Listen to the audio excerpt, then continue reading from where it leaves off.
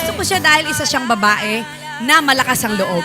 Positibo ang pananaw sa buhay. Yan po si Grace po. Ang pag-asa ay natatanaw na. Ang pag-asa ay nariyan na.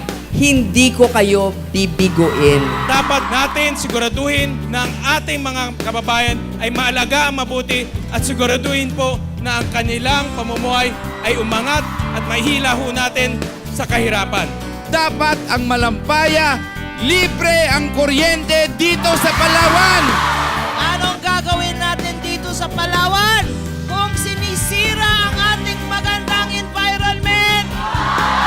Ikulo! Isipin po natin yung ating mga pamilya pagdating ng May 9.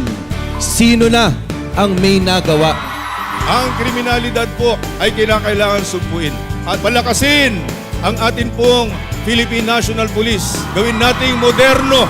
Akala nyo ba masosolve natin problema sa droga pag pinatay lahat ng poser? Hindi! Ang paglaban sa droga, yung inilagay ko sa batas. Enforcement, prosecution, prevention, and rehabilitation.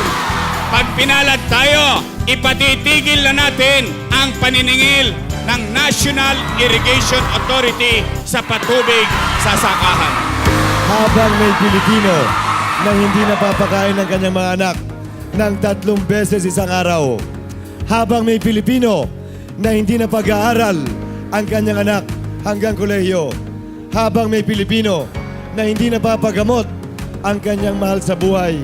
Palaging merong kakapit sa patalim. Si Cheese ang VP natin.